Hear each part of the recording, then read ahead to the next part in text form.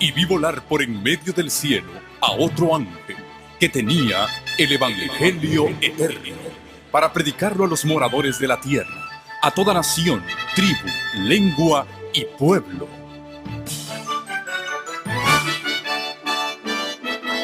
Con ustedes su programa cristiano con temas bíblicos de actualidad.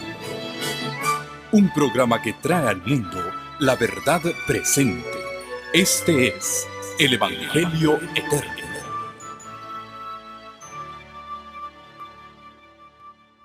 Es un gusto saludarles en esta hora y dar la bienvenida también a aquellos que a través de los medios de comunicación se unen a nosotros para escuchar la palabra de nuestro Dios.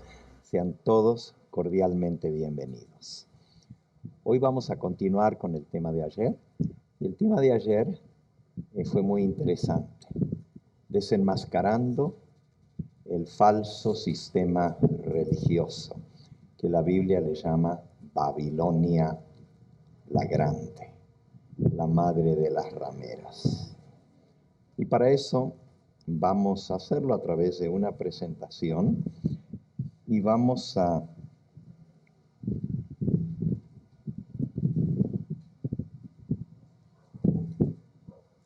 repasar rápidamente. Hoy vamos a volar,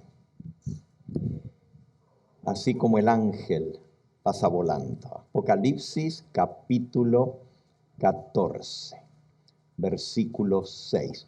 Yo sé que todavía está bastante claro, pero creo que pueden alcanzar a leer en la pantalla, ¿verdad? Muy bien. Dice Apocalipsis 14, 6. Vi volar por en medio del cielo a otro ángel que tenía el Evangelio eterno para proclamarlo a los moradores de la tierra, a toda nación, tribu, lengua y pueblo. Este se conoce como el mensaje del primer ángel. ¿Y qué dice este primer ángel? Apocalipsis 14, 7. Temed a Dios y dadle gloria, porque la hora de su juicio ha llegado. El primer ángel anuncia la hora del juicio de Dios. Y un día llegaremos al fin de la historia de este mundo. Y como hemos estudiado anteriormente, el tiempo de gracia se acabará para siempre cuando el juicio que se está realizando en el cielo de los que vivieron antes, de las generaciones anteriores, termine, se pasará con el juicio de los vivos. Apocalipsis 14, 7 termina diciendo el mensaje del primer ángel: y adorad a aquel que hizo el cielo y la tierra, el mar y las fuentes de las aguas. Y ayer hablamos acerca de la adoración al único Dios verdadero. El mensaje del segundo ángel, Apocalipsis 14, 8, dice: ha caído Babilonia, esa gran ciudad, porque ha dado a beber a todas las naciones. Noten cómo está descrito en Apocalipsis 14, 8.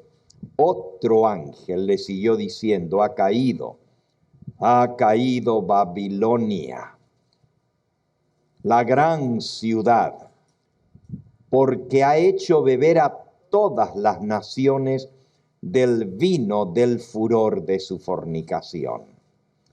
Nosotros aprendimos anoche que Babilonia es el nombre de una ciudad, Babilonia la Grande, pero es también el nombre de una mujer.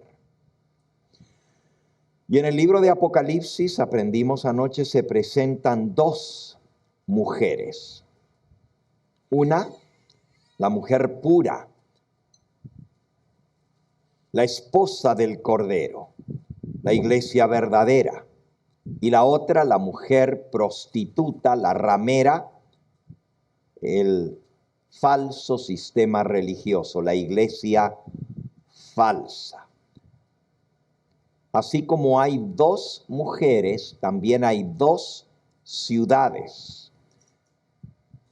Babilonia la Grande y la Nueva Jerusalén. Jerusalén, la Santa y Nueva Jerusalén. También se le llama la Gran Jerusalén. Esta representa al pueblo de Dios, a los que le son fieles, y Babilonia la Grande representa a los rebeldes, a los desobedientes a la ley de Dios. Se le llama a Babilonia la Grande también la gran ramera. Recuerden que la ciudad y la mujer son una y la misma cosa. Y a Jerusalén se le llama la esposa del Cordero. Hemos visto que estas dos mujeres, estas dos ciudades, son el contraste, el choque entre dos grandes sistemas religiosos muy diferentes. La mujer pura representa la iglesia pura que sigue a Jesucristo, la esposa del Cordero. Y Jesucristo dijo que esa iglesia es columna y apoyo de la verdad, defiende la verdad, enseña la verdad, practica la verdad. Por otro lado, Babilonia la Grande es el sistema religioso falso que enseña la mentira y el error, el falso culto, la falsa adoración y las falsas doctrinas.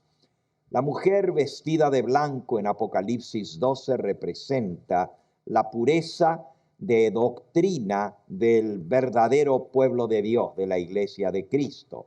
En cambio, la otra mujer, aprendimos anoche, está vestida de escarlata. Así como el blanco es el color de la pureza, el rojo es el color del pecado, el color de la desobediencia. Y esta mujer está vestida de púrpura y escarlata. El sistema divino es el sistema que enseña la palabra de Dios. La verdadera iglesia no utiliza la pompa ni el tratar de impresionar y las fiestas, sino que es sencillo. Estudia la palabra de Dios, está en comunicación, y la salvación es a través de una comunión con Cristo, el único que puede dar salvación, mientras que el sistema humano depende del hombre para la salvación. Usa grandes pompas y ceremonias, y el hombre es el que dirige todo esto y es el que supuestamente tiene poder para perdonar los pecados. Repasemos un poquito sobre esta mujer Babilonia la Grande. El mensaje del segundo ángel dice, Apocalipsis 14:8, otro ángel le siguió diciendo, ha caído Babilonia, la gran ciudad, porque ella ha hecho beber a todas las naciones del vino del furor de su fornicación.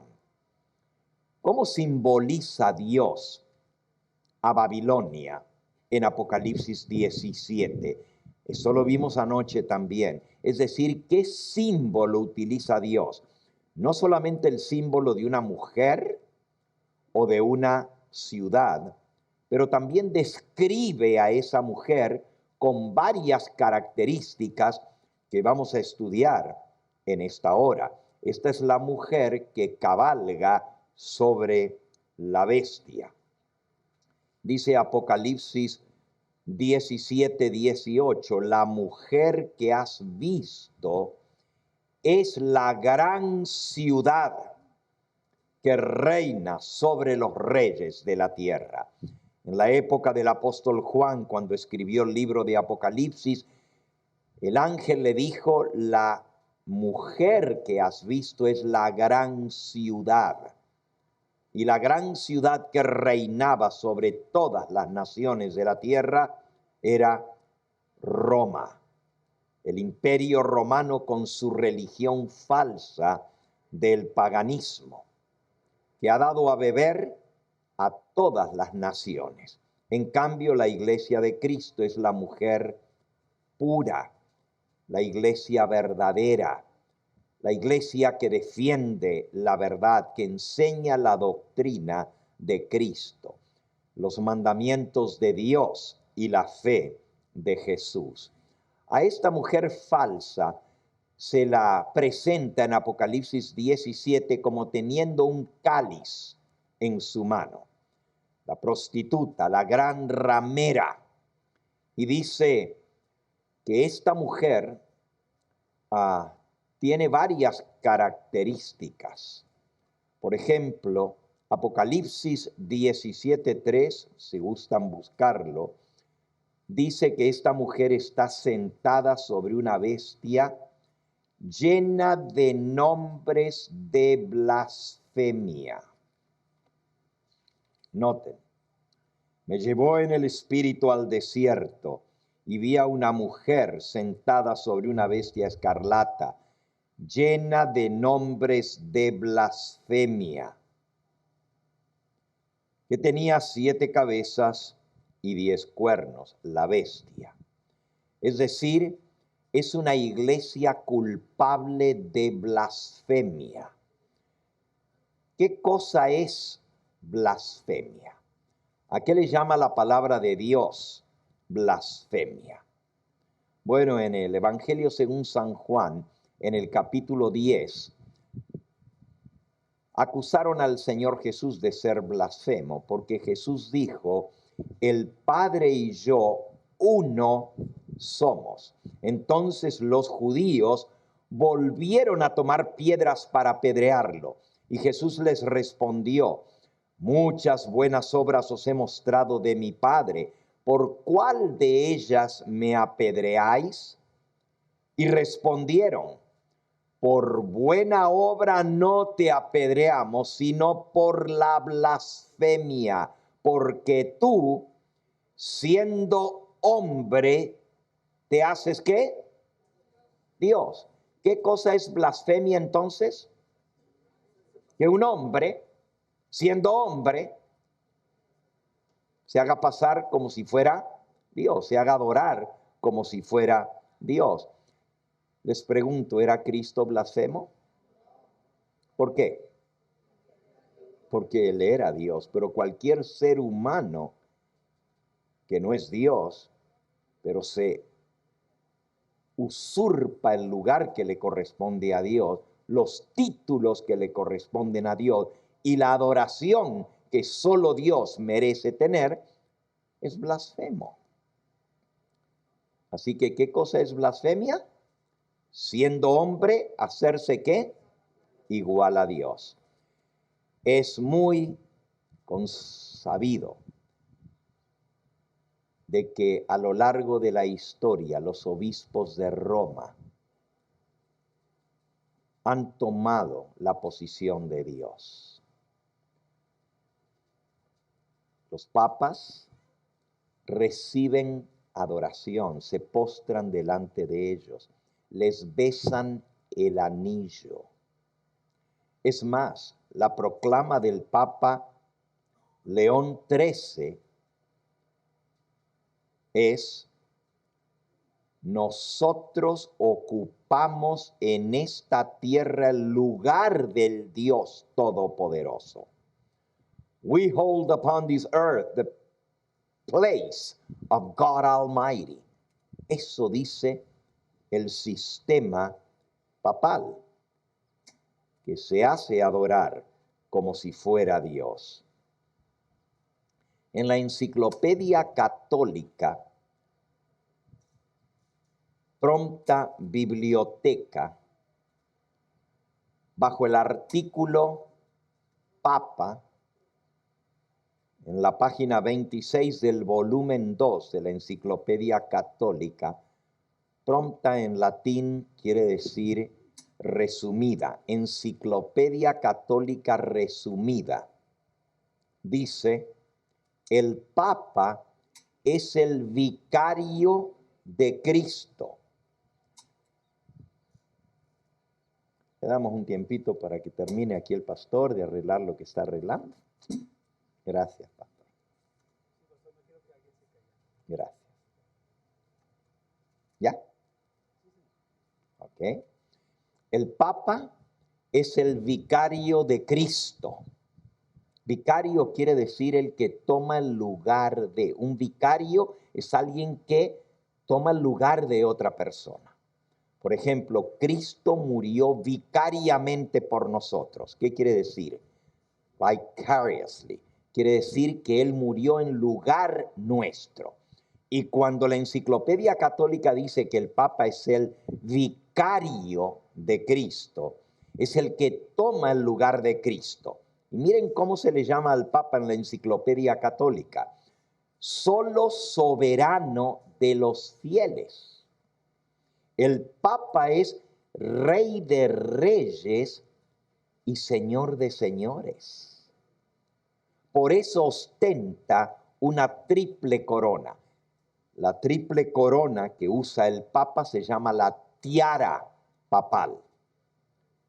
Y dice que esa triple corona, dice la Enciclopedia Católica, lo muestra como Rey del cielo, de la tierra y del infierno. Solo el Papa es llamado Santísimo, Holy Father. Así se hace llamar, Santo Padre. Pero ese es un título que le pertenece solo a Dios. Y dice, Él es el único que puede ser llamado Santísimo. Los demás que ya están en el cielo, según la Iglesia Católica, se llaman santos, pero el Papa es Santísimo, porque Él es el único que legítimamente es santo. Qué tremenda blasfemia. Miren lo que el Señor Jesús declaró en Mateo 23, versículo 9. No llaméis Padre vuestro a nadie en la tierra, porque uno es vuestro Padre, el que está en los cielos. Pero no solamente se hace llamar Padre.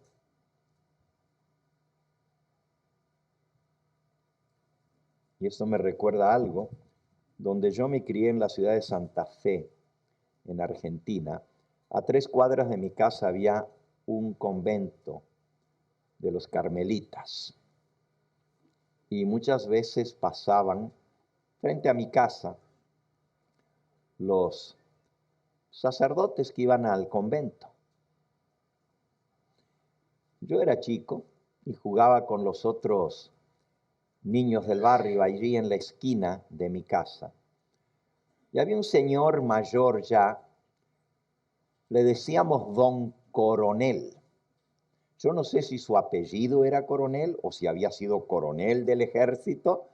La cosa es que era una persona de confianza de todo el barrio y las madres dejaban a los niños jugar frente a la casa de él porque él nos vigilaba, nos cuidaba todo el tiempo. Y yo estaba jugando en las canicas allí con los niños, tendría quizás 8, 9, 10 años. Pero yo me acuerdo que cada vez que pasaba un sacerdote caminando, yo no sé qué problema pudo haber tenido don Coronel con los sacerdotes, pero parece que no los quería mucho. Porque refunfuñaba, así como por debajo. Ahí viene, ahí viene. Y cuando pasaba, en aquella época todavía los carmelitas, creo que hasta el día de hoy, usan una sotana hasta los pies. Y cuando pasaba el sacerdote, Don Coronel estaba sentado a la puerta. Él siempre se sentaba ahí y nos vigilaba a nosotros los muchachos que estábamos ahí. Pero pasaba el sacerdote y decía, quiere que le digan padre y se viste como mi madre. Porque llevaba el vestido.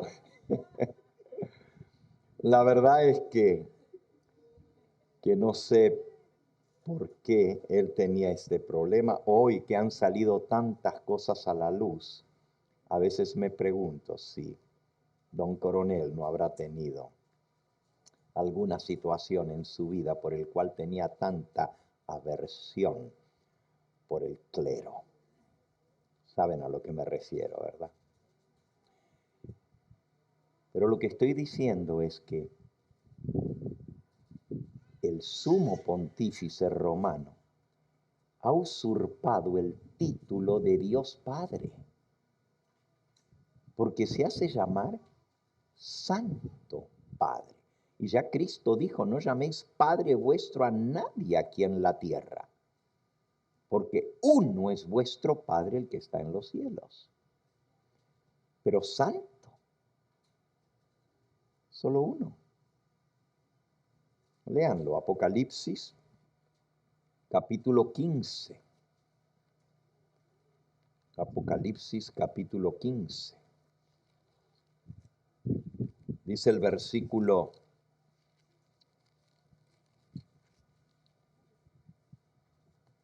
4. ¿Quién no te temerá, oh Señor, y glorificará tu nombre? Pues solo tú eres santo, por lo cual todas las naciones vendrán y te adorarán, porque tus juicios se han manifestado. ¿Quién es el único que según la palabra de Dios es santo? Nuestro Señor, el único que merece ser adorado. Entonces se hace llamar Padre cuando Cristo dijo, no llaméis Padre a nadie en la tierra. Y se hace llamar Santo Padre cuando el único santo es Dios.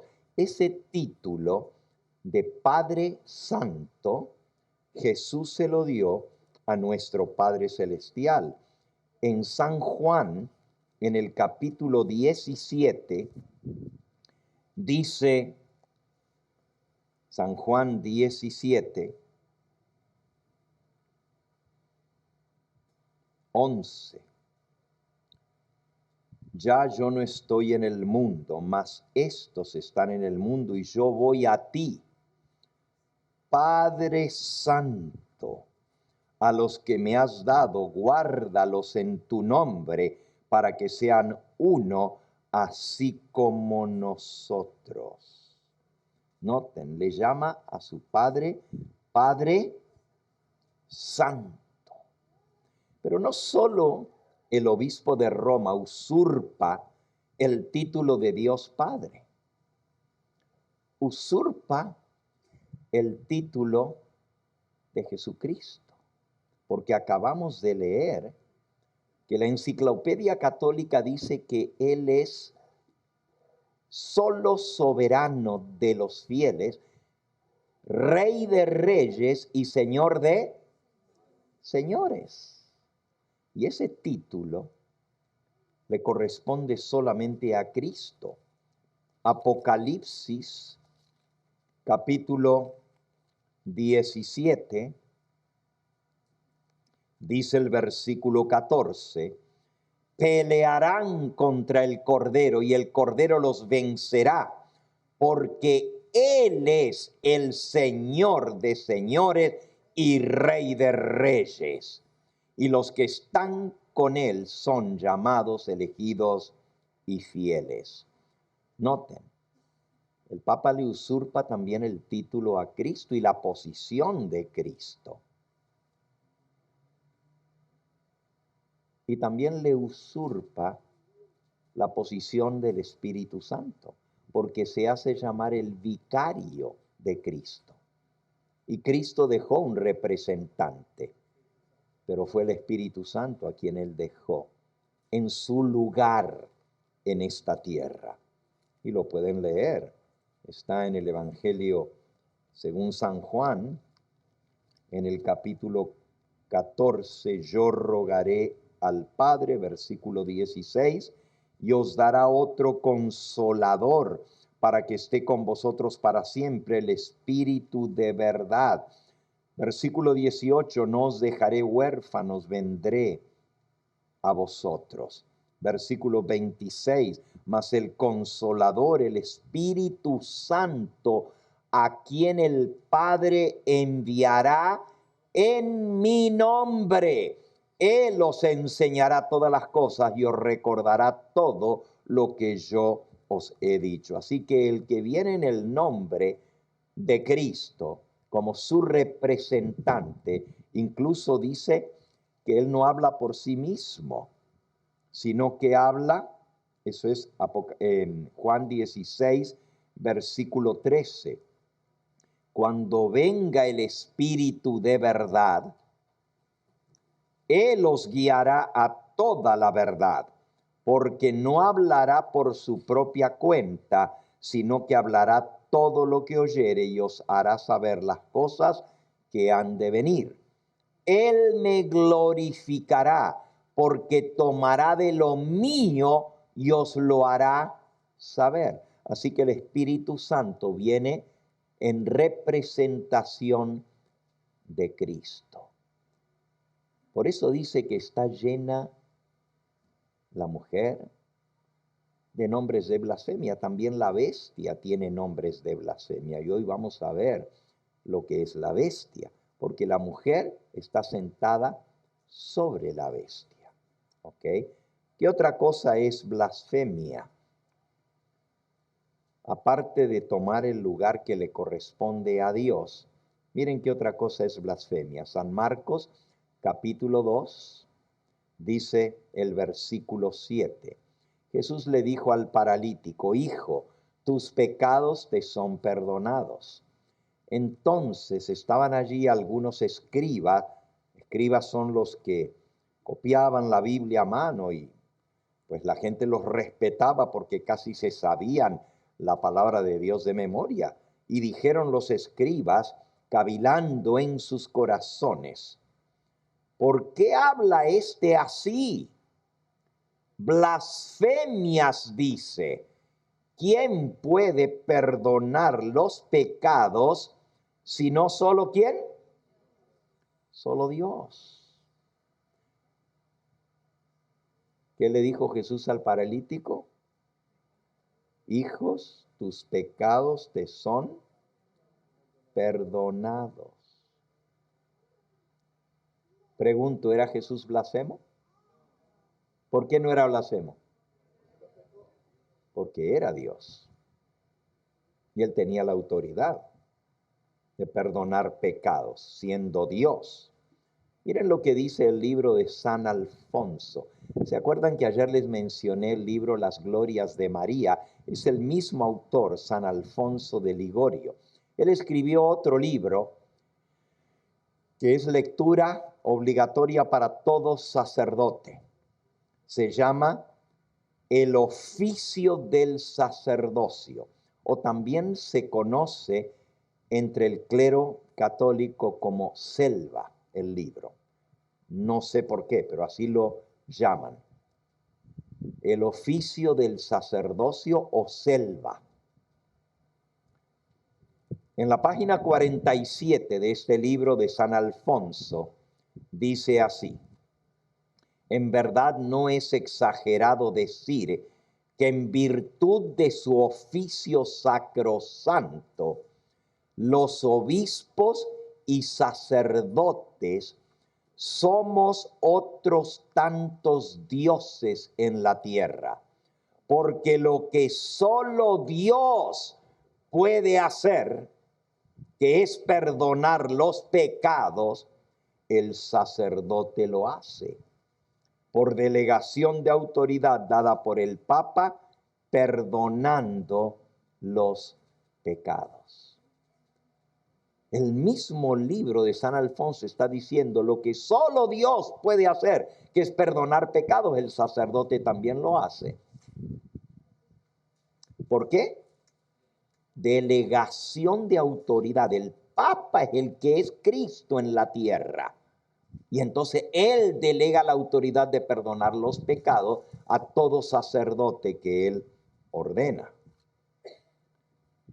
En la página 49 del mismo libro de San Alfonso se cita al Papa Inocencio III, que dijo o escribió: el sacerdote ocupa el lugar de Cristo, pues al decir ego te absolvo a peccatis tuis, eso quiere decir yo te absuelvo de tus pecados o te perdono tus pecados. El sacerdote perdona el pecado, cosa que solo Cristo puede hacer, dice el Papa Inocencio III. El sacerdote es, por consiguiente, Dios en la tierra. Blasfemia. Otra característica de la mujer es que está vestida de púrpura. Púrpura es el color de los obispos y arzobispos. Se les llama los purpurinos. Ese es el nombre que se les da por la vestimenta de color violeta o púrpura que utilizan. Los purpurinos. Pero hay otros que se les llama los cardenales, por el color rojo que utilizan. Lean por favor en Apocalipsis 17:4 lo que dice: la mujer estaba vestida de púrpura y escarlata. También dice que estaba adornada de oro, de piedras preciosas y de perlas, y tenía en la mano un cáliz de oro lleno de abominaciones y de la inmundicia de su fornicación. Así que los colores de esta mujer son el púrpura y el escarlata. Ahí ven ustedes a los cardenales vestidos de escarlata, de color rojo. En un momento más vamos a ver de dónde viene esto, porque eso no lo va usted a encontrar en la Biblia, pero sí lo va a encontrar en la antigua Babilonia. En el versículo 5 de Apocalipsis 17 dice: tenía un nombre escrito en su frente, un misterio: Babilonia la grande, la madre de las rameras y de las abominaciones de la tierra. Esta iglesia es llamada madre de las rameras. A ella se le llama ramera, y ramera quiere decir prostituta, porque es infiel a Dios y a sus mandamientos. Pero es una iglesia madre de la cual han salido muchas otras iglesias y que son igual que la madre. De tal palo, tal astilla. ¿Por qué? Porque las mismas doctrinas de la madre las enseñan y las practican las iglesias que salieron de la iglesia madre. Y en un momento vamos a ver cuáles son esas doctrinas. Anoche comenzamos a ver alguna y hoy vamos a continuar. Así que esta mujer tiene hijas rameras que también han caído al igual que la madre, han caído de la verdad, han caído en las prácticas santas para seguir las costumbres y prácticas de la antigua Babilonia.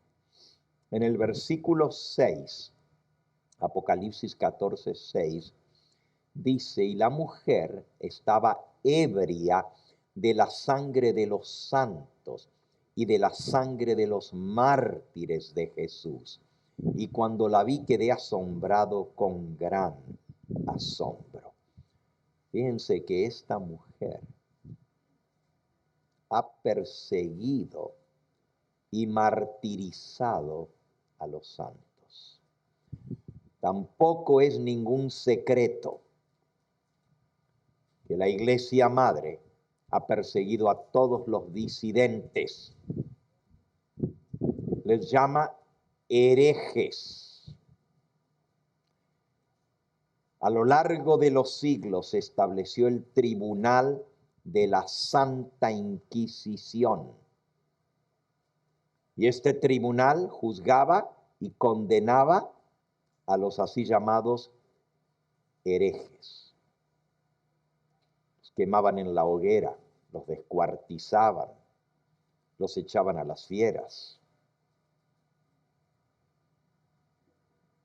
La Iglesia Católica ha reconocido esto en la historia.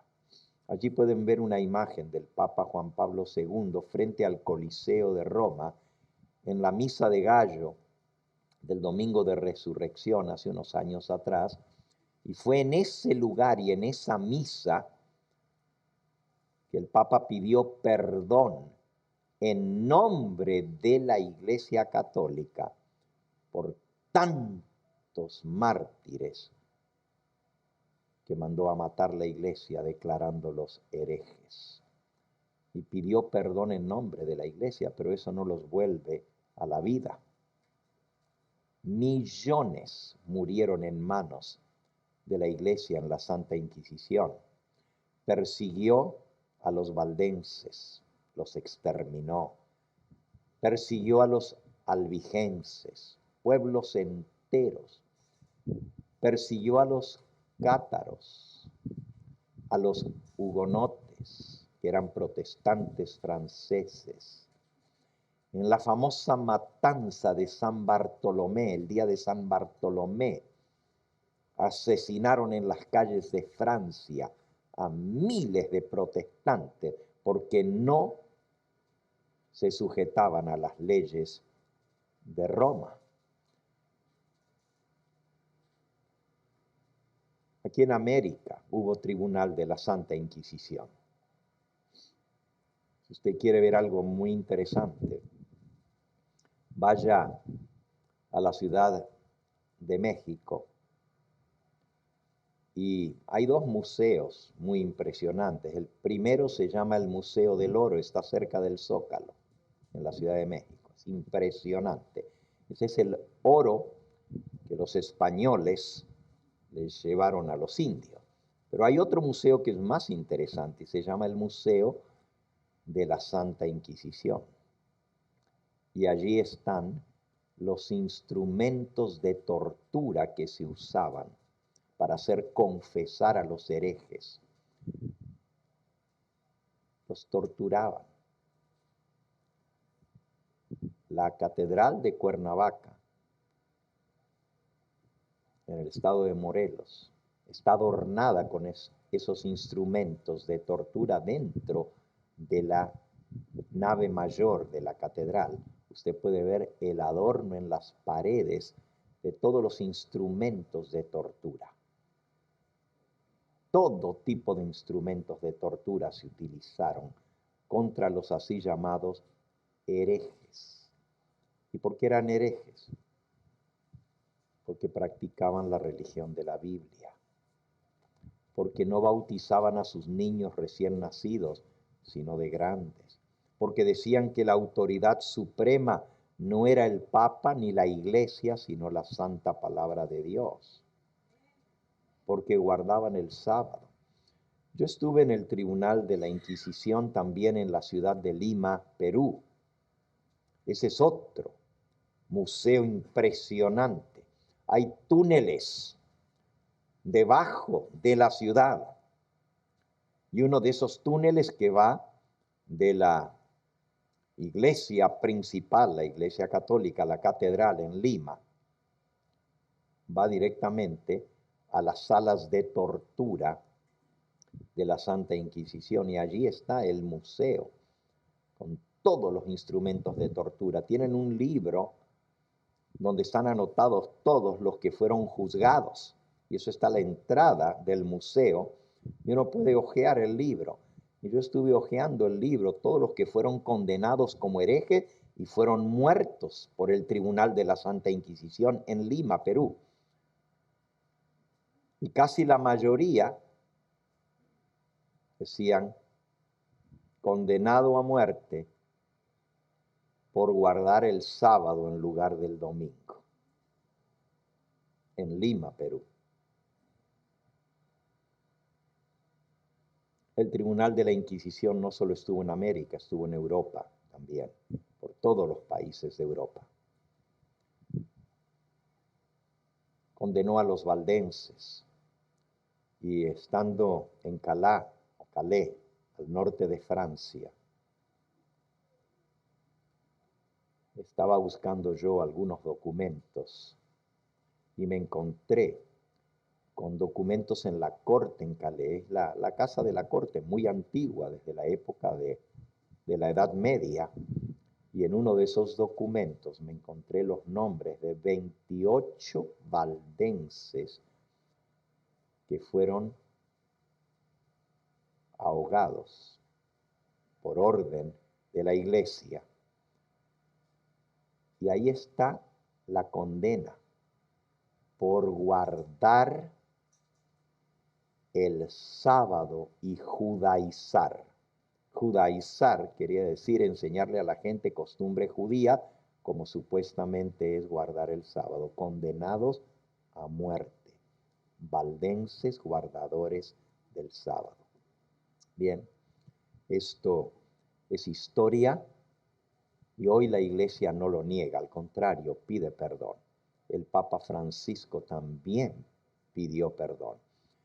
La familia del Papa Francisco viene del norte de Italia y sorprendió a la iglesia valdense al norte de Italia, en la ciudad de Turín o Torino, porque sin anunciarse de antemano, el Papa Francisco se presentó en la iglesia valdense en Torino hace unos años atrás, al principio de su pontificado. El Papa Francisco, aunque es nacido en Argentina, su familia viene de Torino, al norte de Italia. Y entró, y no podían creer los miembros de la iglesia y el pastor de la iglesia valdense que el Papa en carne y hueso estaba en la iglesia no católica, sino protestante valdense. Y él se acercó hacia el frente, saludó al pastor y dijo: vengo a traer unas palabras para mis hermanos valdenses. Antes eran herejes, ahora son hermanos valdenses. Y en nombre de la Iglesia Católica pidió perdón por las atrocidades que sus antepasados habían hecho en contra de los valdenses. En el Piamonte murieron 1,5 millones de valdenses asesinados por la Iglesia Católica. Y él pidió perdón. Tomó al pastor valdense por sorpresa. Agradeció a su visita y el Papa esperaba que él respondiera. Y él dijo, y estas fueron sus palabras, ¿verdad? No le llamó su santidad, ni papa, ni sumo pontífice. Le llamó y le dijo: muchas gracias, señor Jorge Bergoglio. Ese es su nombre real. Le responderé a este pedido de perdón. Yo no puedo perdonar. El único que perdona es Dios. Eso le dijo el pastor valdense al Papa Francisco cuando vino a pedir perdón en nombre de la Iglesia Católica por 1,5 millones de valdenses que asesinaron tan solo en el Piamonte. La última masacre de valdenses fue lo que se conoce como las Pascuas Piamontesas, porque fue un día de Pascua. Había habido guerras al norte de Italia entre el duque de Alba católico y el pueblo valdense que habitaba en el Piamonte. Pero después de muchos años de guerra, los valdenses se defendieron, tenían un ejército, pero como ellos conocían esos lugares, porque son montañas, son los Alpes italianos, pegados con Suiza, el ejército papal, el ejército de Roma, fue derrotado vez tras vez tras vez, y los valdenses tenían tan solo un ejército de 300 hombres, le llamaban los 300 de Gedeón. Pero se defendieron muy bien, perdieron mucho los católicos en la guerra contra los valdenses. Finalmente dijeron, vamos a hacer la tregua. Y la Iglesia Católica, el duque de Alba, que era el que gobernaba esa zona, un católico, trajo al sacerdote de la zona, el obispo, y en nombre de la Iglesia Católica hicieron las paces con los valdenses y dijeron, no perseguiremos ni mataremos más a los herejes.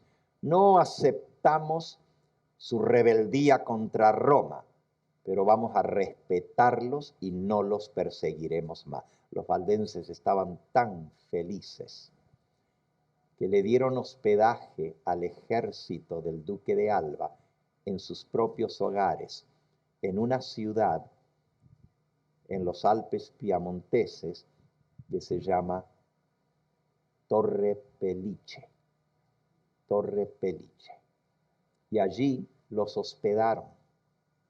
Les dieron comida y a la medianoche, a una señal, todos los soldados de los ejércitos católicos que estaban durmiendo en las camas de los valdenses, porque ellos les cedieron sus camas y ellos durmieron en el suelo para que los soldados tuvieran una cama donde dormir en muestra de agradecimiento por haberse terminado la pelea.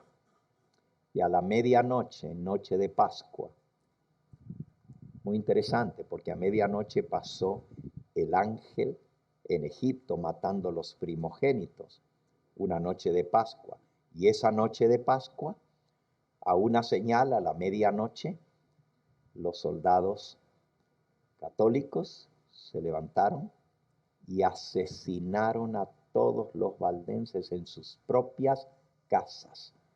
Murieron 7.800 valdenses en ese pueblito solamente. La traición que les hicieron. Y eso fue en el año 1848. Estamos hablando de tan solo 200 años atrás, menos de 200 años atrás. Pero la persecución contra ellos comenzó en el siglo IX. Fueron perseguidos a lo largo de los siglos, casi los exterminaron. Así que no podemos negar que esta mujer está ebria de la sangre de los santos y de los mártires del Señor Jesús. Otra característica que da de la mujer en Apocalipsis 17:9, podemos leer el versículo, dice, esto es para la mente que tenga sabiduría. Las 7 cabezas, a ver, vamos a leer desde el versículo 7 para que veamos de lo que viene hablando. El ángel me dijo, ¿por qué te asombras? Yo te diré el misterio de la mujer y de la bestia que la trae, la cual tiene las 7 cabezas y los 10 cuernos. Versículo 8, la bestia que has visto era y no es, y está para subir del abismo e ir a perdición. Era, no es, pero va a subir otra vez del abismo. ¿Por qué?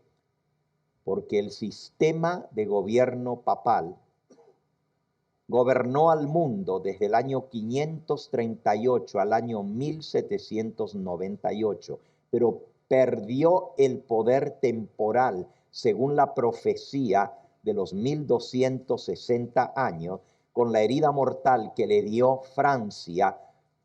Los ejércitos de Napoleón llevaron prisioneros al Papa a Francia y le quitaron el poder de gobernar toda Europa. Pero según la Biblia, en Apocalipsis 13, esa herida mortal iba a ser sanada. Entonces, la bestia que era en la Edad Media no es cuando le quitaron su poder, pero dice, está para subir del abismo, ir a perdición. Subir del abismo, ¿saben lo que significa, verdad? Vamos a leerlo. ¿Qué significa subir del abismo? Romanos capítulo 10, versículo 7. ¿Quién descenderá al abismo? Romanos 10, 7. ¿Quién descenderá al abismo? Esto es, para hacer subir a Cristo de entre los muertos. Fíjense, subir del abismo. ¿Quién descenderá al abismo para hacer subir a Cristo de entre los muertos? Subir del abismo significa subir nuevamente después de la muerte. Y esto representa que la bestia que era y no es, va a volver a ser, porque va a volver a resucitar su poder político. Volvamos a Apocalipsis ahora sí, 17, versículo 8. La bestia que has visto era y no es, y está para subir del abismo e ir a perdición. Y los moradores de la tierra, aquellos cuyos nombres no estaban escritos desde la fundación del mundo en el libro de la vida, se asombrarán viendo a la bestia que era y no es y será. Era del 538 al 1798. No es de 1798 en adelante hasta que recibe otra vez el poder de gobernar al mundo, porque la bestia representa el poder político, el poder civil. El papado recibió el poder político y fue hecho cabeza del Sacro Imperio Romano cristiano en el año 538. Por el edicto de Justiniano lo hizo cabeza del Imperio Romano de Occidente. Perdió ese poder de gobernar las naciones de Europa cuando le dieron la herida mortal en el año 1798. 1260 años dominó las naciones de Europa, pero recibió una herida mortal. Entonces la bestia ya no era.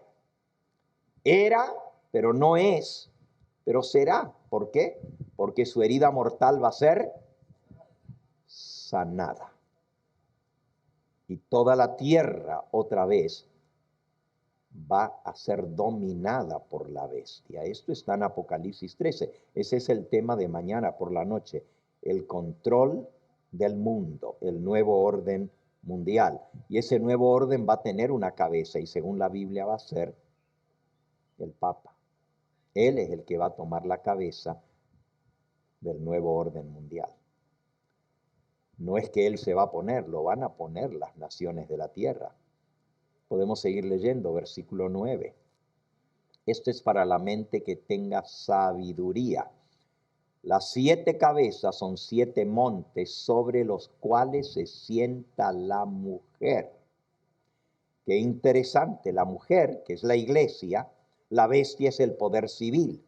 Está sentado sobre 7 montes. La ciudad de Roma está sentada sobre 7 colinas, 7 montes.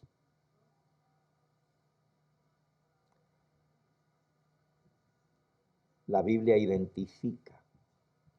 Pero también está sentada la mujer sobre una bestia. que tiene 7 cabezas. Por eso dice, las 7 cabezas son 7 montes sobre los cuales se sienta la mujer. Y son 7 reyes. 5 de ellos han caído. Uno es, y el otro aún no ha venido, y cuando venga es necesario que dure breve tiempo. Y la bestia, versículo 11, que has visto, era, y no es, y es también el octavo, y es de entre los 7 y va a perdición. 12. Y los 10 cuernos que has visto en la bestia son 10 reyes que aún no han recibido reino, pero por una hora recibirán autoridad como reyes juntamente con la bestia. Versículo 13. Estos tienen un mismo propósito y entregarán su poder y su autoridad a la bestia. Este es el tema de mañana. Los 10 cuernos le van a entregar el poder y la autoridad a la bestia para gobernar al mundo entero. Dice Apocalipsis capítulo 13 y versículo 3 y 4. Apocalipsis 13, versículo 3. Vi una de sus cabezas como herida de muerte, pero su herida mortal fue sanada, y se maravilló toda la tierra en pos de la bestia. Y adoraron al dragón que había dado autoridad a la bestia. Y adoraron a la bestia diciendo, ¿quién como la bestia y quién podrá luchar contra ella? 5. Se le dio boca que hablaba grandes cosas y blasfemias, ya lo vimos. Y se le dio autoridad para actuar 42 meses. El mes tiene 30 días, 42 por 30 son 1260 días, que en profecía son 1260 años. Versículo 7. Y se le permitió hacer guerra contra los santos y vencerlos, y también se le dio autoridad sobre toda tribu, pueblo, lengua y nación. El poder político de la Iglesia Católica se llama el Estado del Vaticano. Repito, el poder político de la Iglesia Católica, de la mujer es la iglesia, pero la bestia es el poder político, pero la mujer está sentada sobre una bestia. Díganme, ¿qué otra iglesia está montada sobre un estado político? No hay ninguna otra organización religiosa que está dirigiendo un estado político. El Estado del Vaticano es reconocido como una nación por las Naciones Unidas. Tiene representantes ante las Naciones Unidas. Si no fuera una nación, o acaso los bautistas o los mormones o algunos otros tienen un lugar en las Naciones Unidas. No, porque no son nación. Sin embargo, el Vaticano, que es la nación más pequeña del planeta Tierra, si nosotros hablamos, por ejemplo, de el pueblo adventista, que somos alrededor de 23 millones de adventistas alrededor del mundo, más grande que naciones de Centroamérica que tienen 8, 10 millones, 23 millones de adventistas, pero no somos una nación. Somos el pueblo de Dios. Pero el Vaticano es una nación. Tiene su propio territorio y nadie se puede meter allí porque le pertenece a la Iglesia Católica. Pero no solamente tiene su propia nación, tiene su propia moneda. Ahí no usan el euro. Ahí se usa el dinero del Vaticano. Imprimen sus propias monedas. Tienen sus propias leyes, tienen su propia corte. Ha habido crímenes dentro del Vaticano y la policía italiana no se le permite entrar porque es otra nación, no puede investigar. Tiene 3.000 habitantes. La nación más pequeña del mundo, no 3 millones, 3.000 habitantes. Y solo tiene 1,5 kilómetros de largo. Y sin embargo, es uno de los países más poderosos en el planeta Tierra, porque tiene mucho dinero e inversión. El Banco del Vaticano es el principal accionista en los bancos más grandes del mundo. El Banco de América, aquí en Estados Unidos, el principal accionista es el Banco Ambrosiano. Y el Banco Ambrosiano es el Banco del Vaticano. El Chase Manhattan Bank, el que da las tarjetas de Visa, el principal accionista es el Vaticano. Tiene mucho dinero, mucho dinero. Es una nación y tienen representantes ante las Naciones Unidas y tienen derecho a voz y voto. La bestia es en la parte política. La mujer está montada, sentada, cabalgando la bestia. Y anoche yo les preguntaba, ¿quién lleva a quién? ¿Quién trae a quién? Fíjense Apocalipsis 17:7. El ángel me dijo, yo te mostraré el misterio. Te diré el misterio de la mujer y de la bestia que la trae. Aquí dice que la bestia trae a la mujer.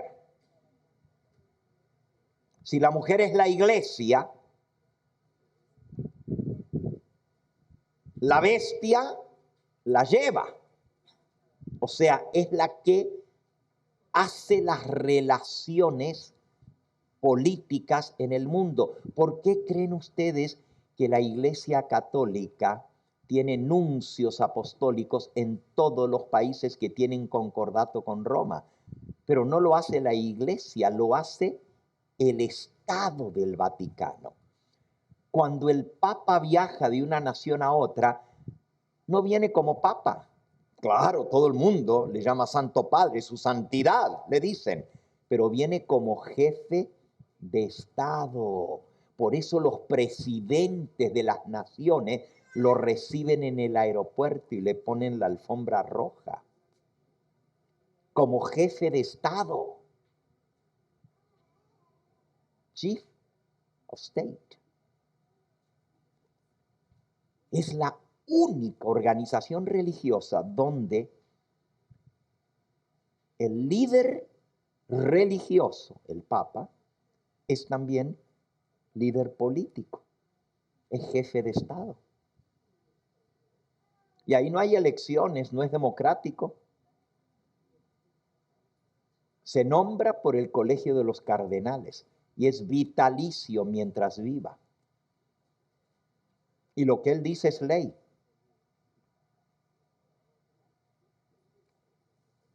Tremendo.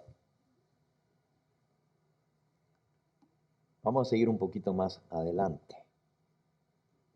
Entonces, mañana vamos a ver más a fondo este tema del nuevo orden mundial y la bestia y cómo los cuernos le van a dar la autoridad a la bestia para que gobierne el mundo. Pero acabamos de leer que la van a adorar, Apocalipsis 13:7 decía, se le dio o se le permitió hacer guerra contra los santos y vencerlos, y también se le dio autoridad sobre toda tribu, pueblo, lengua y nación. Fíjense, toda tribu, pueblo, lengua y nación del mundo, toda nación va a estar sujeta bajo la autoridad de la bestia. Versículo 8, y la adoraron. Fíjense que no es solamente una bestia, un poder político, es un poder religioso, porque solo en una religión se adora. You worship in a religion. Pero lo adoran. La adoraron todos los moradores de la tierra cuyos nombres no estaban escritos en el libro de la vida del Cordero, que fue inmolado desde el principio del mundo. Así que la Biblia nos da bastantes características para identificar a este poder.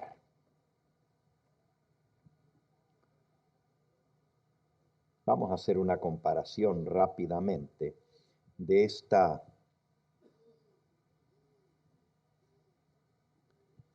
mujer sentada sobre 7 montes. Otra característica, se sienta sobre 7 montes. Pero también dice el versículo 18 que ya leímos, reina sobre los reyes de la tierra. Y ya vimos anoche que está sentada sobre muchas aguas, que son pueblos, muchedumbres, naciones y lenguas. Millones la siguen.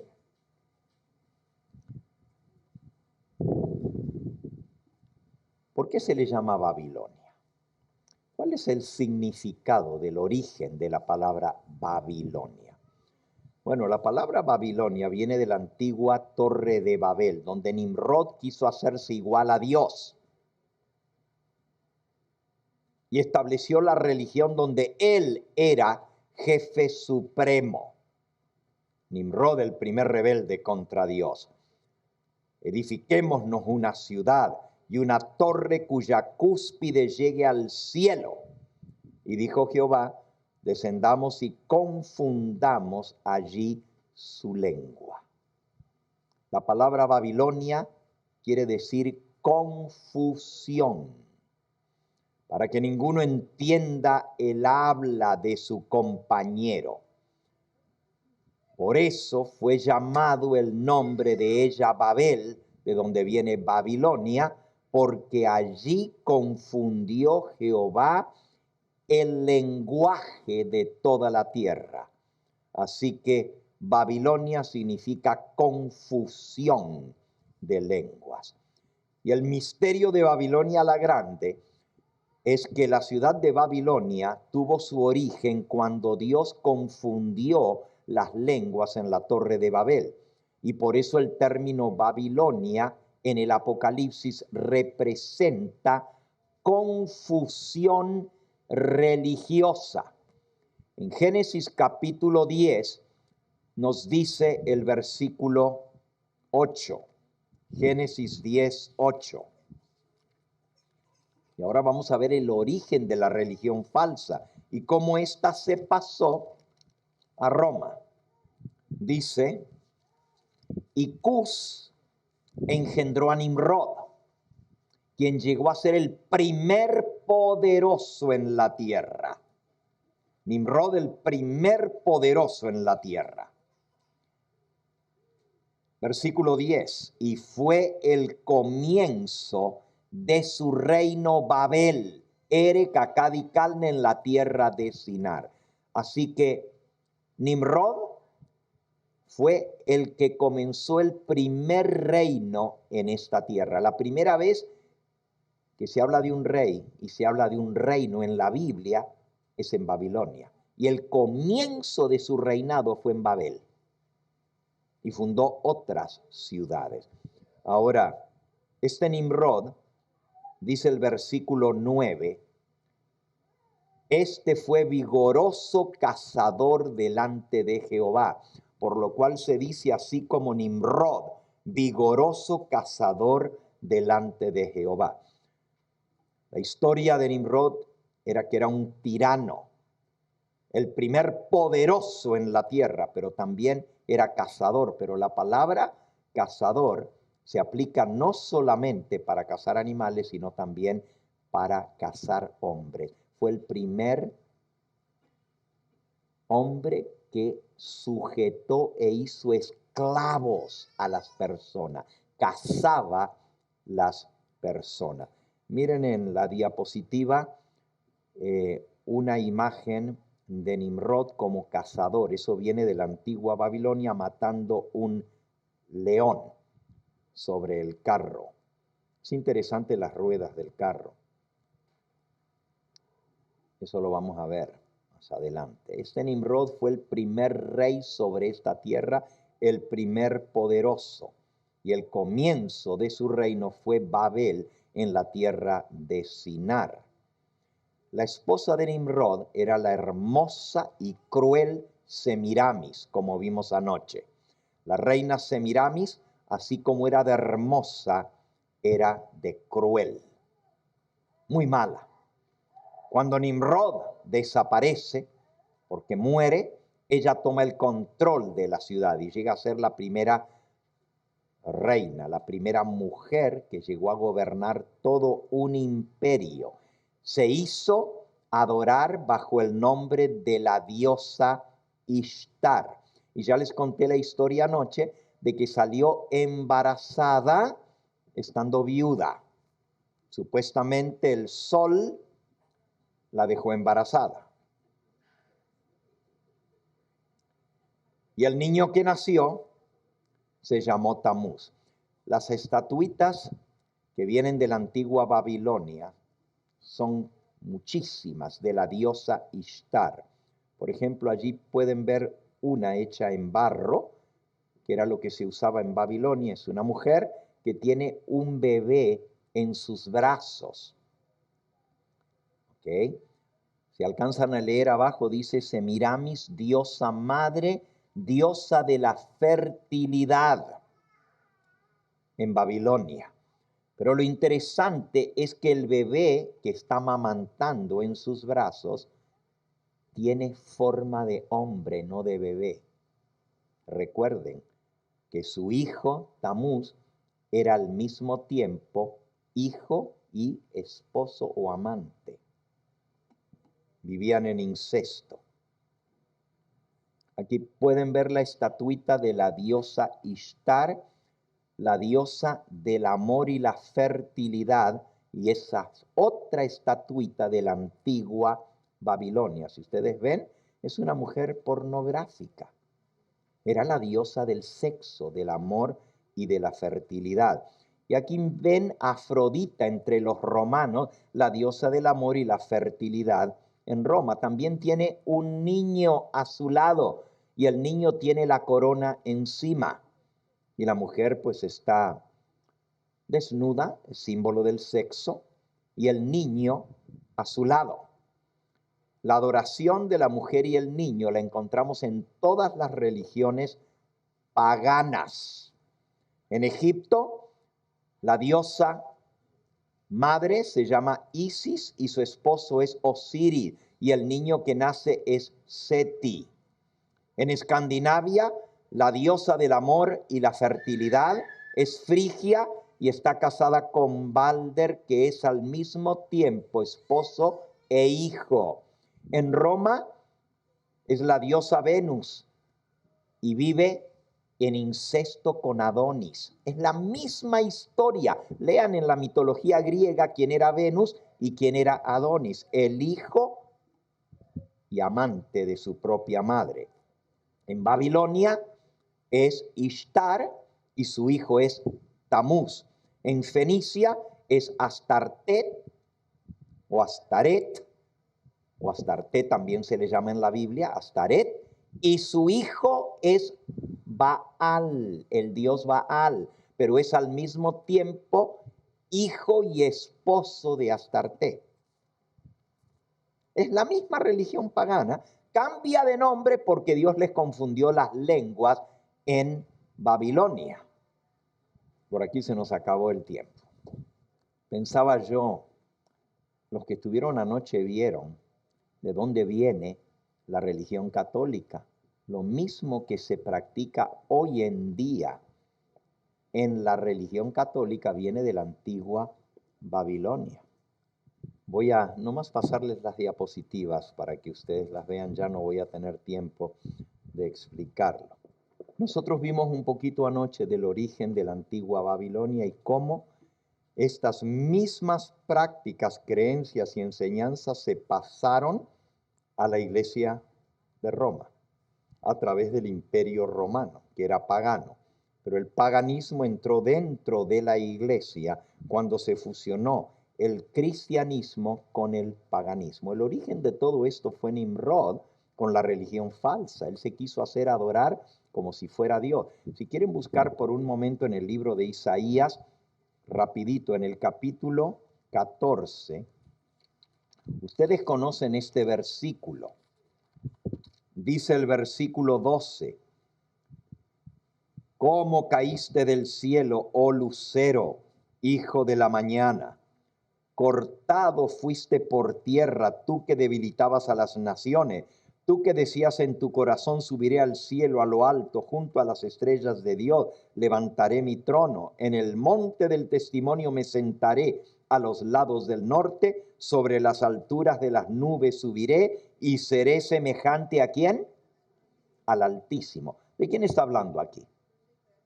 Nosotros decimos es Lucifer.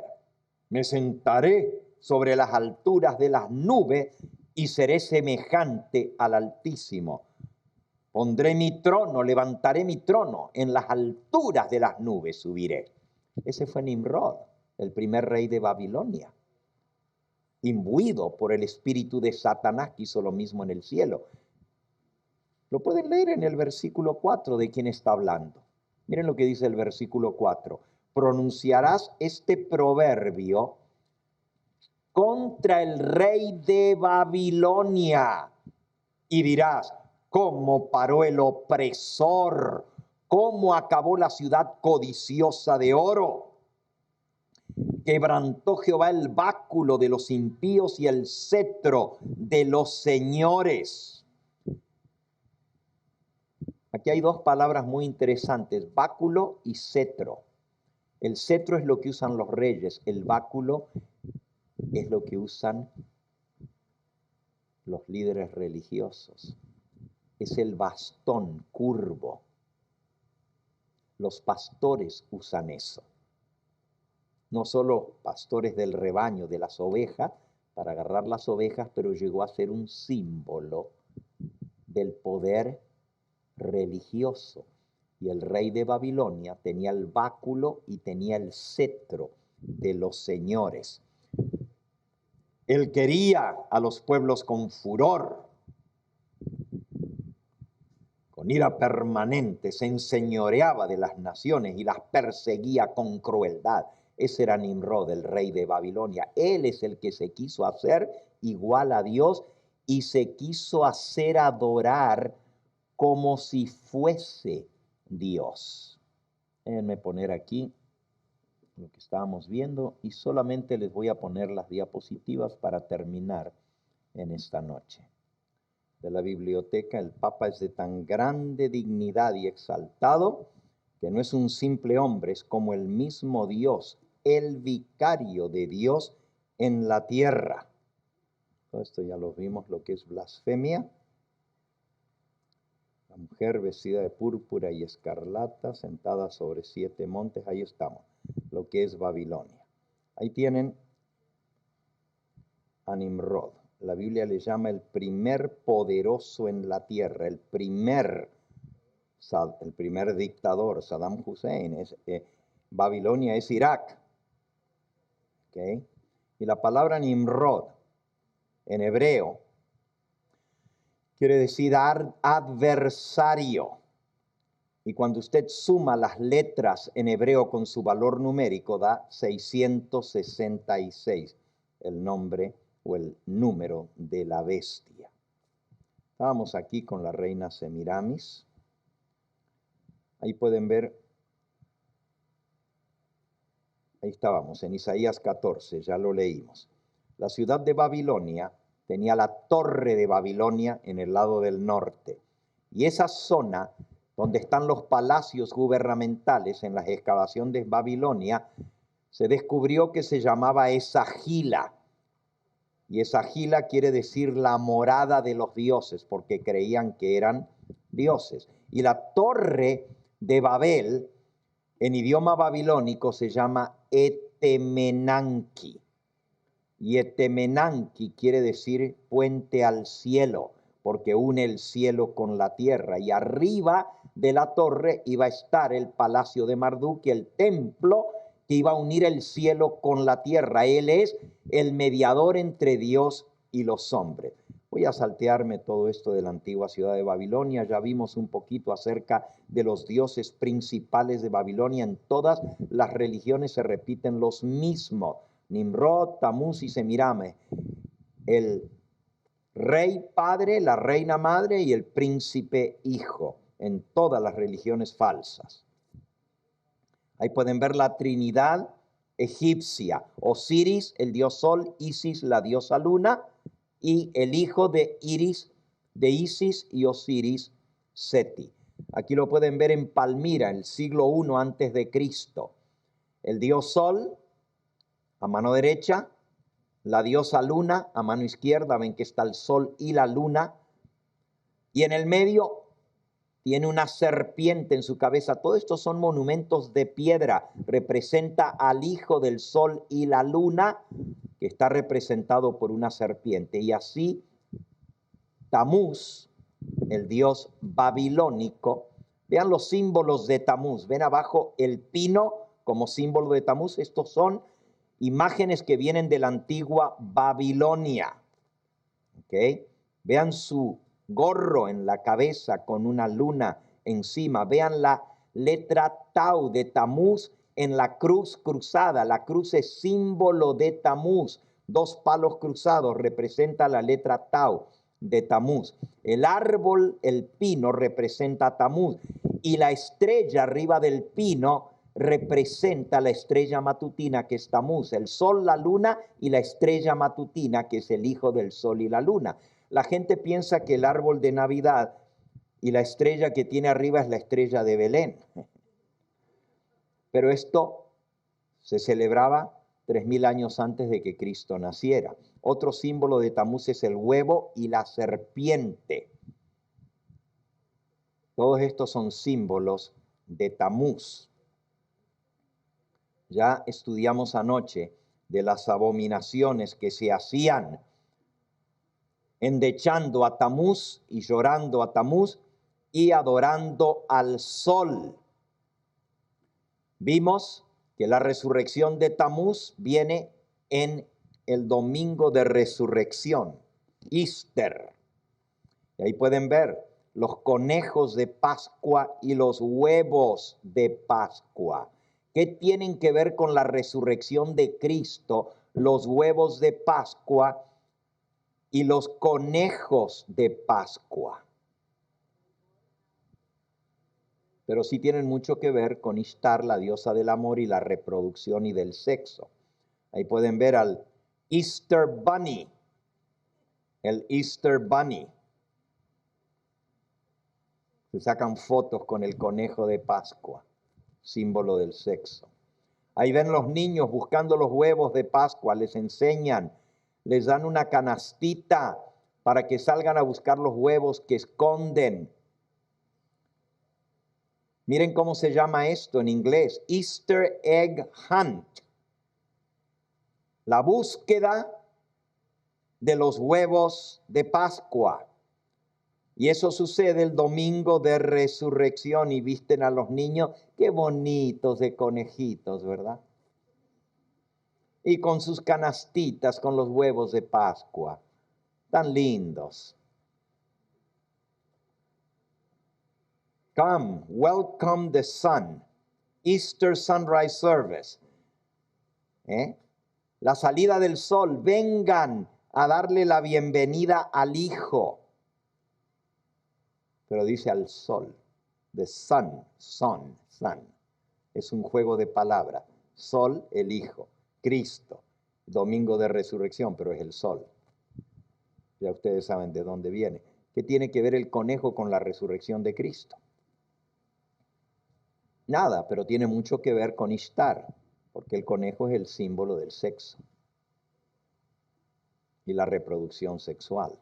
Aquí pueden ver a Tamuz con forma de pez, porque la vida salió del pez. Vean el rey de Babilonia con el manto de pez. ¿Ustedes ven su manto atrás? ¿Ven la canastita que tiene en la mano con los huevos de Pascua? ¿Ven la serpiente en la parte de arriba? Este es un símbolo. A mano izquierda, arriba, pueden ver la estrella que representa a Tamuz. Y ahí tienen al rey de Babilonia con el sombrero en forma de pez. Con el cetro, esto muestra que es el rey. Y la canastita con los huevos de Pascua. Esto viene de la antigua Babilonia, una escultura en piedra. Pero hoy en día todavía el sumo pontífice de Babilonia usa el sombrero en forma de pez. Bien, vamos a concluir aquí por la hora. Mañana vamos a ver un poco más en detalle lo que es la bestia y el plan para el control mundial. La Biblia predice que esto va a suceder. ¿Ustedes recuerdan cómo terminamos anoche? Anoche terminamos leyendo el versículo: salid de ella, pueblo mío. Ha caído. La gran Babilonia se ha hecho habitación de demonios y guarida de todo espíritu inmundo, porque ha dado a beber a todas las naciones del vino del furor de su fornicación. Y entonces Dios nos hace el llamado diciendo, Apocalipsis 18, ya lo leímos hace un momento, salid de ella, pueblo mío. Dios tiene hijos suyos en la religión falsa, pero Dios los llama a salir. Y en esta noche, Dios te está llamando a ti a tomar una decisión. No puedes seguir conectado con algo que abiertamente está en violación a la ley de Dios. Enseña la idolatría, el culto a las imágenes. Guarda el falso día de descanso, el domingo, que viene de la antigua Babilonia. Cree en la inmortalidad del alma. Oh, y si ustedes vieran, hice una lista de las 25 doctrinas de Babilonia, enseñanzas de Babilonia, las mismas que le enseña hoy en día la iglesia que se llama Babilonia. Por eso Dios dice, salid de ella, pueblo mío, para que no seáis partícipes de sus pecados, ni recibáis parte en sus plagas, porque sus pecados han llegado hasta el cielo y Dios se ha acordado de ella. Dios te llama a tomar una decisión. Si eres parte de Babilonia, Dios dice, salid de ella, pueblo mío. Dios tiene hijos suyos y Él los reconoce como sus hijos. Aunque estén en Babilonia, Dios dice, salid de Babilonia, pueblo mío. Y Babilonia es toda la confusión religiosa que hay hoy en día. Big confusion. Babylon, confusion. That's what it means. La gran confusión religiosa. Pero todas tienen lo mismo en común, las mismas doctrinas falsas que no están en la palabra de Dios. Por eso Dios te llama a tomar una decisión. ¿Cuántos de los que están aquí tuvieron que tomar esa decisión en el pasado? Tuvieron que decir, me separo de esta iglesia apóstata, de esta iglesia falsa, o de alguna de sus hijas, porque las hijas son iguales que la madre. Inmortalidad del alma, que los muertos están en el cielo, que están en el infierno. Enseñan a guardar el domingo y van a la iglesia el domingo, que eso viene de la antigua Babilonia. ¿Cuántos de los que están aquí un día tuvieron que tomar esta decisión y salir de Babilonia? Oh, wow. ¿Se arrepienten de la decisión que tomaron? Nomás algunos no se arrepienten. ¿Cuántos están felices de la decisión que ustedes tomaron? No hay vuelta atrás, ¿verdad? Porque ya conocemos la verdad. Yo sé que es duro lo que hemos visto, ver el origen del gran engaño que nos han pasado de generación en generación. Y les pregunto, ¿preferirían ustedes, para que no les duela, porque duele cuando nos dicen la verdad, preferirían ustedes seguir con la venda en los ojos con tal de que no les duela? ¿Saben lo que duele cuando te arrancan la venda del ojo? No es que te arrancan las cejas ni las pestañas. Es la luz la que hiere. Si tú tienes los ojos tapados y de pronto te destapan, te hiere la luz. ¿Prefieres que no te duela, pero seguir en las tinieblas, o prefieres seguir la luz que es Cristo Jesús? Que el Dios del cielo te ayude a seguir en este camino que has conocido. ¿Hay alguno aquí en esa noche que necesita tomar esa decisión? Que quiere decir, pastor, ore por mí, porque esto es una decisión muy importante. Para mí es crucial en mi vida. Toda la vida he estado y me han enseñado otras cosas, pero ahora llegó el momento de tomar una decisión. ¿Hay alguno aquí que tiene el valor de decir, yo soy esa alma? Ore por mí, pastor, porque yo quiero seguir a Jesús. No quiero seguir engañado. ¿Hay alguien aquí que tiene el valor de levantar su mano y decir, amén, hermano, el Señor le bendiga? Amén, el Señor te bendiga. Gloria a Dios. Amén. ¿Alguien más que tiene el valor de decir, yo quiero salir de Babilonia y unirme con el pueblo que guarda los mandamientos de Dios? Alabado sea el nombre de Cristo. Bendito sea su nombre. Vamos a ponernos en pie, vamos a escuchar la música final. Vamos a cantar el 199. Oh, cantádmelas otra vez, bellas palabras de vida. Porque eso es lo que Dios nos ha dado hoy. Bellas palabras de vida. Y vamos a orar por estos hermanos que levantaron su mano en esta hora, para que el Espíritu Santo los siga guiando. A los hermanos que levantaron su mano, que se acerquen aquí para orar por ustedes. Vengan. Dios los llamó. Ahora vamos a cantar la tercera estrofa, hermano. Acérquense, vengan. Si hay alguno más que quiere que oremos por usted, acérquese. Son almas sinceras que están siguiendo al Señor Jesús. Él los llamó y ellos han venido en el nombre del Señor. Yo sé que hay algunos más que necesitan pasar. Vengan rápidamente. Si todavía no has tomado la decisión de entregarte al Señor a través del bautismo, hoy es la noche de tu decisión. Hoy el Espíritu Santo te está llamando. Ven, ven, acércate. Qué bonito es ver a los jóvenes pasar aquí también. Alabado sea el nombre de Cristo. Te felicito, mija. Eso es para los valientes. Le felicito por esta decisión. Alabado sea el nombre del Señor. Estamos muy felices porque el Señor les abrió el entendimiento para comprender su palabra y su verdad, para no seguir engañados. Padre Santo y Dios nuestro, en esta noche queremos agradecerte porque tú nos has abierto el entendimiento, nos has dado luz para comprender tu palabra.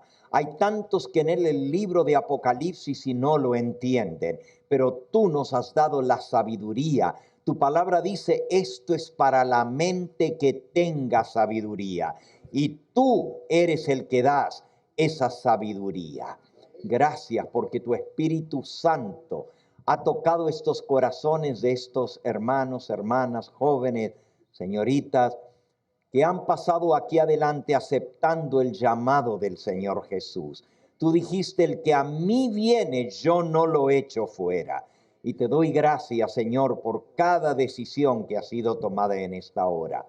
Escribe sus nombres en el libro de la vida, porque tú dices que aquellos cuyos nombres están en el libro de la vida no van a adorar a la bestia no van a recibir la marca en su frente ni en su mano. Oh Señor, queremos estar entre los redimidos y tú nos llamas al reino de los cielos.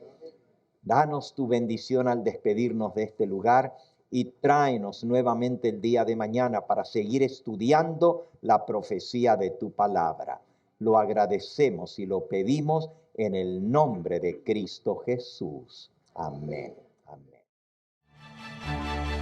Este fue el Evangelio Eterno, su programa cristiano de actualidad bíblica, trayendo al mundo la verdad presente.